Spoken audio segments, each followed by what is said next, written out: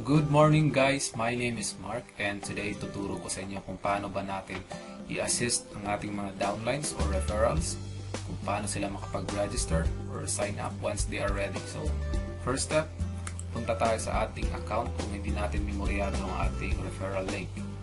So, log in sa dashboard, sa baba ng dashboard, may makikita kang link.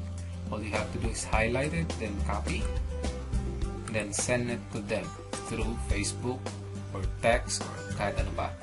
So, kung kausap mo sa phone, sabihin mo lang open a web browser, then ipa-type mo ang HTTP, then your username.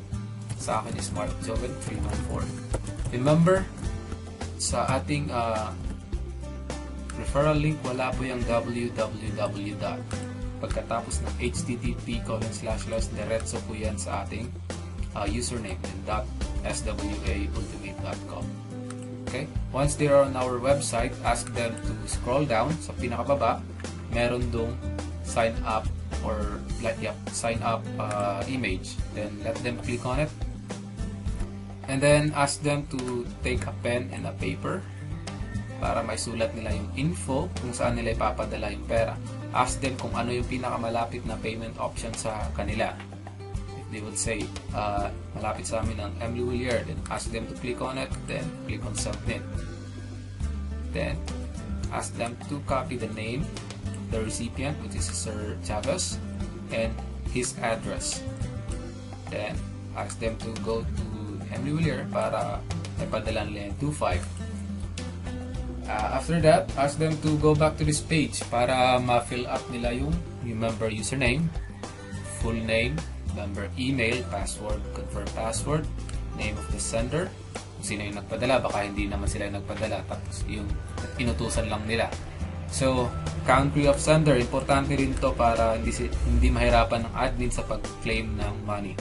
Amount paid, kung magkano, then date of payment. Dito po tayo, maraming member ang nagkakamali dito sa part na to. KPTN reference number. Kasi usually what they do is ka-type nila yung reference number with spaces. Yung sa reference number ng Emily Willier, may space talaga after 4 numbers. So, ask them to type the reference number without spaces po. Without spaces and symbols. Dapat letters and numbers lang. Okay? Pagkatapos nito, ask them to click on submit. Then, if they have a camera or a cell phone na may camera, ask them to take a picture of the receipt then send sa inyo sa Facebook. Para tapos ang gagawin nyo, yung receipt na yun at saka yung username, isend nyo sa leader nyo. Para yung leader nyo like Jason, they could help you activate the account within 24 hours para mas mabilis ang pag-activate ng account. Okay? So, by the way, always ask your referral or downlines pag nasa sila sa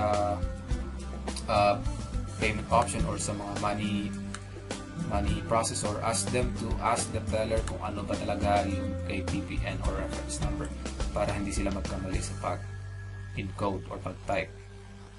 Okay?